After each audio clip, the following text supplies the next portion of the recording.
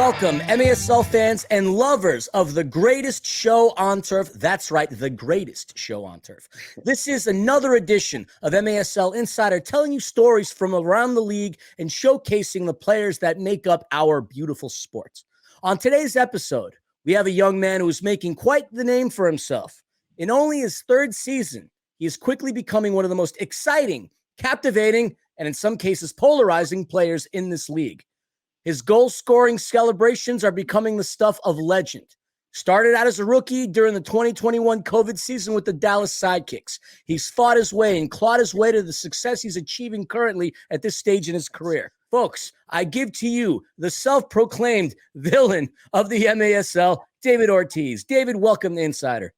Thank you, Philly. I've been waiting for this one since I met you, since my rookie season when we went to Ontario. So I've been waiting for this. It's going to be good. And that's something I just wanted to briefly tell everybody out there quickly. And like you said, I met you back in 2021 when you guys were in town in Ontario. There was a melee of games at Toyota Arena. It was a hub at that point. And I remember we were all out in a town called Upland, and you came up to me and you asked me to be on Insider. I told you then that I would get you on. I never forgot that conversation. For sure. Now you're at a point where all the pods and all the shows in the league, they want you. You've worked your tail off, and you're getting the recognition you deserve. And I just want to start off by saying how absolutely proud I am of you, bro. Oh, it means a lot. It means a lot. Yeah, I mean, I've came a long way since that day. But, yeah, it's good to be here. It's exciting. And we're going to talk about some of that stuff today. So, Mesquite, your team right now is off to a tremendous start this season. 6-1-1. Currently in first place in the West at the time of this recording and second in the MASL Shield race. How has this season been measuring up to the expectations that you may have had prior to the start of the season? I mean, to be honest, we kicked off in a great way, you know what I mean? So I didn't expect it to kick off like off the get-go. I knew we were gonna get going, but I didn't expect it off the first Monterey game. You know, everybody was flying, everybody's on the same page, and that just keeps carrying on game to game. So it's been good.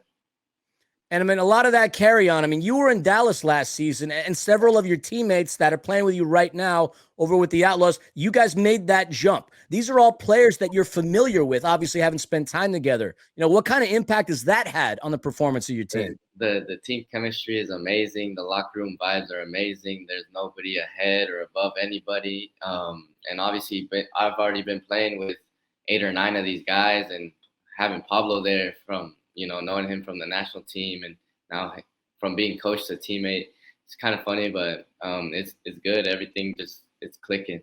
It's clicking.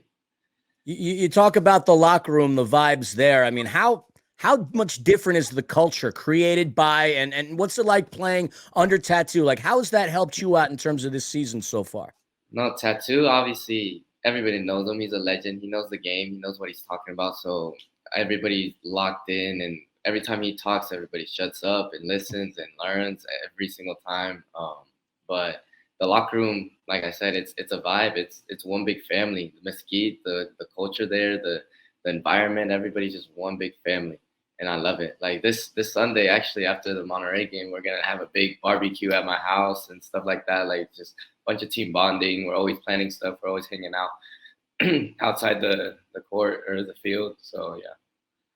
I mean, you mentioned Tattoo, and obviously you got Sagu and Nick as well. We can't forget about him. I mean, these are guys that, legendary within the indoor game. They coach you all on a macro level, but do you get many opportunities to pick either of their brains just for your own well-being? You cut off. Can you repeat that one? Oh, yeah, no worries. So, I mean, we alluded to it, and you're obviously playing with legendary players such as Sagu and Tattoo, and obviously Nick. We can't forget about Nick. But, what's it been like just being around these legends consistently? Like, do you get the opportunity to pick their brains on an individual level? Like, how are they, with you off the turf? Off the turf, they're like old kids. Like, they come into the locker room, they joke around with us, they'll mess around with us. They're like a big brother or like a dad, like a father figure to us already. So, and then, I mean, just seeing how they are as a person, not just as a player, because I mean, I've seen their highlights. I've seen the way they play, and stuff like that. But seeing them off the field, it's something special too. They're really great people, down to earth. They're loving, they tell you things how it is. They're blunt. It's just the way that they are is just amazing, to be honest. You ever get any opportunities to play against them? Like, you ever taken any shots at Sagu, or has Tattoo ever tried to out dribble or dribble past you, anything like that? Sagu actually steps in a lot in our practices. He does, and it's still hard to score on him to this day. He just reads your body language, just sticks the arm out, and just laughs at you. He makes fun at you every time he says one. And then Nick steps in a lot too when we play possession, and he still got it. He's still fast. He's still moving, pass and move. It's fun. It's fun when they step in because they still got it. It's crazy. I mean, you guys are learning from some of the best. And I mean, obviously, Sagu's there with Pollo as well, who's having an unbelievable year. You all are having unbelievable years. I mean, you've come out of the gates red hot. It's been a joy. It's been an absolute joy watching you guys. And one thing I want to ask you, it'll be the last question really about Mesquite, because I want to move along and chat more about you. But I personally am a firm believer in the laws of attraction. What you manifest essentially could be what is going to happen. Sometimes writing it out, sometimes drawing it out, sometimes taking a picture of it makes it more real. Bearing that in mind, this is where I'll put you on the spot.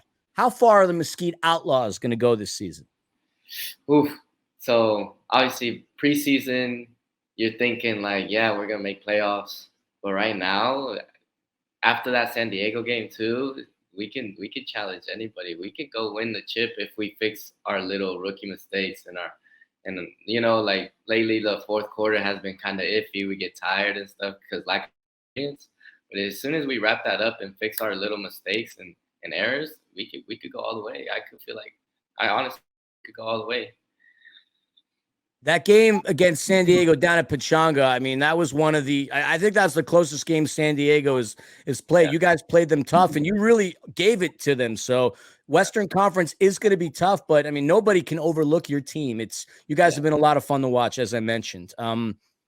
Bearing that in mind, let's move on to another team that you got an opportunity to play for. Now, as I mentioned during the intro, you had the opportunity to wear the USA jersey in the FIFA World Cup tournament. You've been wearing it for a couple of games now. Like, how did that opportunity come up to play futsal? And talk to us a little bit about that experience. So, I mean, obviously, when I was little, I grew up playing futsal. So futsal wasn't, like, new to me off the get-go. Thanks to City Futsal here in Dallas, they have a great futsal program. But, I mean, last season, around November, October, actually September, we were doing like kick arounds with sidekicks, tryouts, and stuff like that. And that's kind of around the time when Pablo was announced head coach. And so thank God I got to meet him, and he saw me at the kick arounds, and he was like, "You look like a futsal player. You move like a futsal player. I'm gonna try to get you to the very last camp before we go to the World Cup, because there's an injury, so there's a spot to fill in, and since I'm already in Dallas, I could travel with him, and it's a little bit easier, and just it would help out like publicity wise and stuff like that." But so luckily he did his magic and got me invited, and when I was there, I picked up stuff really quickly, and I did good, and I made I think it was 18-man roster. Yeah, 18-man roster. So that's how that started. Talk to us about like the actual experience of getting to travel and put on the USA jersey. Like, what were your feelings going into the locker room for the first time, putting on that jersey and going out there and getting some minutes and playing ball? Like, talk to me about like how you felt during that. Because honestly, a lot of knuckleheads like myself, we sure talk about the game, but we don't ever have the experience of really playing it at the high level you do. And of course, representing the USA, like that's got to be something cool. Could you share some of your experiences with that? Yeah, no, as you talk to me, like I still get chills about it, really. Like, obviously it was a little bit easier because that team was a big family as well. Like Zach brought me in, and he's like a big brother to me now. He had Thomas Fondeca. I grew up playing with him at City Futsal. And then I had Esteban Vasquez made the roster too. So being with him at sidekicks and stuff like that, like he took me in very well. But that whole experience, the whole time, I was just in shock. I couldn't believe it. And as soon as like I walked into the very first game and I saw my name, like I made the roster for all 3 games. I didn't play much, obviously, but as soon as I saw my name number 9 Ortiz with the USA. Like I teared up in the locker room. I was like, I could not believe it. Like literally a year ago, it was COVID. I didn't have a team, and then a year from that, like I'm playing a World Cup. Like I was just mind blown, mind blown. It was insane. I still get chills talking about it. I love that. I'm getting chills just hearing you talk about it because I could feel the emotion radiating from all the way down in Texas. It's great. You said something, and this is great. You're transitioning to my questions ever so seamlessly. It's like we practiced this, which we didn't. But Yeah. you said 2001, you didn't have a team. You cracked the sidekicks, and again, it's just been a joy watching you play these past couple of years. I mean, you're playing at a much higher level than even when you started. Like, how has your work ethic and mindset changed since that first season in the league? It's just everything that's happened prior to that rookie season has built the character in me, like the way I play, who I am, because I've been through so much, like ups, downs, obviously, but a whole bunch of downs in soccer, because obviously I go from playing professionally outdoor to making to 6 months without a team because of COVID, thinking about literally just hanging up my boots, and then out of nowhere, Anthony Powell and Oscar Romero were like, "Hey, come train at sidekicks, like just to stay fit, see what happens." I'm like, "Okay, I'll take it." You know what I mean? And then from that to a World Cup in a year, it's just my mindset was like, "This is the opportunity. This is what God's given me. I got to make the most out of it." You know? So and so far I have been, and I never want to get complacent either. Like I know I'm getting all this hype and stuff and all that, but I choose to ignore it, lock in, and keep working, because it's never good enough. You know, there's always someone better than you, or always someone working harder than you. So you just got to keep going. It's the mindset of a champion, my man. And yeah, you're starting to taste a little bit about that success, but I love the fact that you're staying humble, and the higher you rise, the more this is going to come at you. So being grounded is going to be another important lesson you're going to have to take with you on your career. But so far, you're killing it. You really are, man. Appreciate it. It's No, great. It means a lot. It means a lot. It means a lot. One thing I want to bring up, and I'm bringing this up because you mentioned it on social media. I want to bring up the villain parts. Like I said, I saw this on your social media. It caught my eye right away, mainly because, first of all, like I love this. Everybody wants to be a hero, but very few can succeed at it. It's even harder to be a successful villain, and some say it's working out quite well for you. Every big story needs a villain. There is no Batman without a Joker, et cetera, et cetera. What made you want to claim this role and dub yourself the villain? It was a lot of thinking, because obviously my first 2 seasons with sidekicks, I was good, but I felt like I was just like any other player out there. Yeah, I'd get my point here and there. I'll do my job. I'll defend, and then I'll get off, or I'll keep the ball and then get off. But like now, I feel like this villain, this type of person that I want to be in this league, I feel like it's like the next step. It'll take me to the next step, and like I just want to take charge. You know what I mean? Stand out somehow. And so far, I mean, it's been working. I've said, and I told myself, like, I don't care what people think of me at this point. If you like me or not, I don't care. I'm still gonna do me. You know what I mean? That's where it came from. So if you don't like me, then I guess I'll be your villain. You know what I mean? Whatever.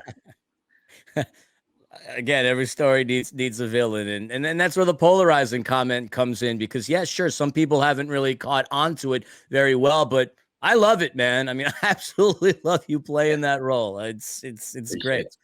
The personality bit. So you're making yourself stand out in more ways than just what you're saying. Like, how do you choose your goal celebration? Like, what's it going to be? Like, do you practice it in a mirror beforehand? Like, talk to us about some of these famous David Ortiz moves. So honestly, I mean, I love dancing. It's because my family's from Colombia, and from my mom's side, and my dad's side is from Venezuela. But like I grew up with my mom's side a lot, and living in Colombia, playing in Colombia, like obviously that Colombian blood, you love to dance, you love to have fun and stuff like that. And then all these dancing stuff, like I got some from like the Brazil national team from the World Cup. I'll get some honestly like from TikTok from like Brazilians or Colombians, and then I'll do my own thing. I'll just make something up on the spot, but it just comes and goes. Like for my next one, I already have it down. I'll practice it in the locker room and stuff like that beforehand. So, so I mean, yeah, that's where it comes from. I mean, that goes back to the laws of attraction. I mean, if you're practicing all these dances, that means you're going to score. So I mean, I love that mindset. For sure. You've got a lot of kids. that watch you. A lot of kids that come up to you afterwards, asking for photographs, asking for autographs as well. Like, Yeah. what do you have to say to some of these young kids that are watching you play right now?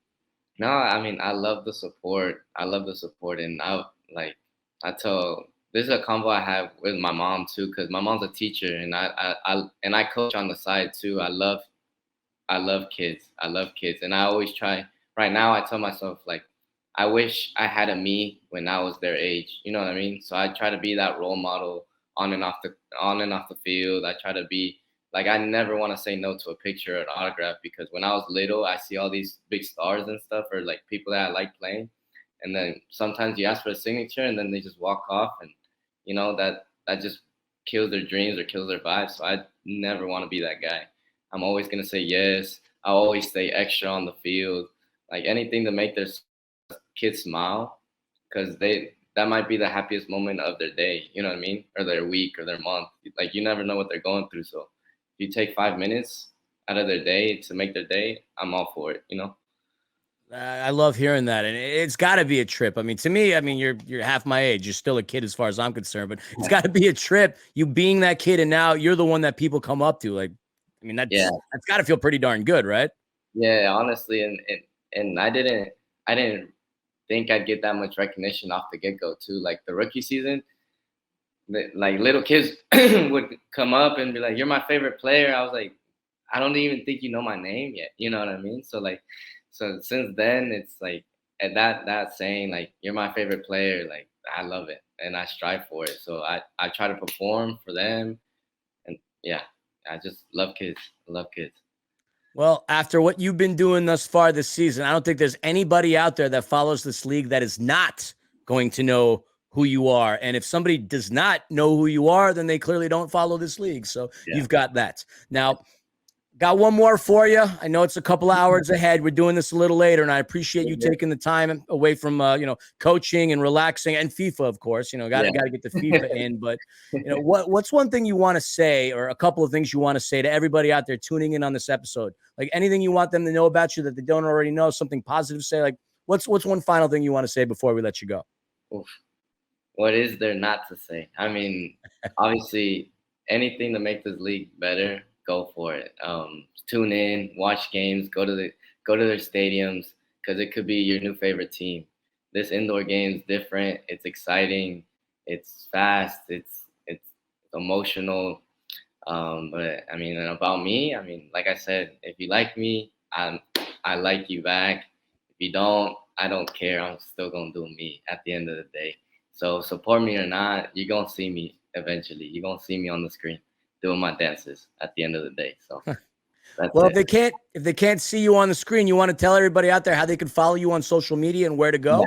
Yeah. So my Instagram is at DFO31, and also for my Twitter, and then yeah, Instagram and Twitter. My TikTok DFO31 as well. I don't really be on it, but yeah. Go ahead and follow, support me. I'll even follow you guys back. DM me if anybody needs anything. If you're struggling or anything, please don't be afraid to reach out to me too. I love giving out advice, and you're never alone. Okay. I don't know how anybody's going to be able to even think of calling you a villain after the stuff you've just said today. But either way, man, I appreciate the time that you took today. I appreciate the conversation. Again, I'm so happy for you. I'm so proud of your accomplishments. Every time I see you out there, I'm like, I still remember that conversation. I don't remember too many things from that first season because it was a whirlwind. But you stuck out, and I was a man of my word, and I promised you. And it wasn't just a vague promise. You went out there and you killed it, man. Like I would have had to have hunted you down with the way you've been playing. So congrats to keep up the good work, bud. Yeah, no, thank you. Thank you for having me here. And I love watching these shows. Every time a new one comes in, I always watch it because you never know. You got to learn more stuff about the league, about your opponents, about new friends and stuff. So it's fun. It's exciting being here. I'm happy to be here. Happy to have you. And folks, that's all the time we got for this episode of MASL Insider. Tune in next week. We're going to have another episode, another guest from another team. I can't tell you because that's part of the surprise. But David Ortiz, Mesquite Outlaws, on behalf of myself and David, we'll see y'all later.